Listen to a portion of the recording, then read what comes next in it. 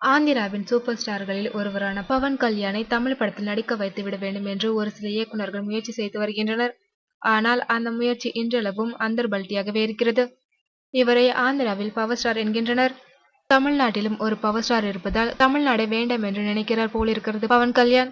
இருந்தாலும் தமிழ் பட இயக்குனர்கள் மீது தனி பாசம் காட்ட ஆரம்பித்திருக்கிறார் பவன். வரிசையாக தமிழ் பட இயக்குனர்களின் படங்களில் நடிக்க ஒப்புக்கொண்டுள்ளாராம். முதலில் எஸ்.ஜே. சூர்யா, அதன் பிறகு ப. ரஞ்சித். ஒரு ஆச்சரியம் என்னவென்றால் இவர்கள் இருவருமே பவன் கல்யாணுக்காக ரீமேக் படங்களை தான் இயக்கப் போகிறார்கள். இந்த இரு ரீமேக் படங்களும் அஜித் படங்கள் தான். முதலில் எஸ்.ஜே. சூர்யா இயக்க இருக்கும் படம் வீரர். அந்த படத்தை முடித்ததும் வேதாளம் படத்தை ரீமேக் செய்ய போகின்றாராம் ப. ரஞ்சித். இவரே ஏராளமான நல்ல கதைகளை வைத்திருக்கும் போது ஏன் வேதாளம் படத்தை ரீமேக் செய்ய வேண்டும்?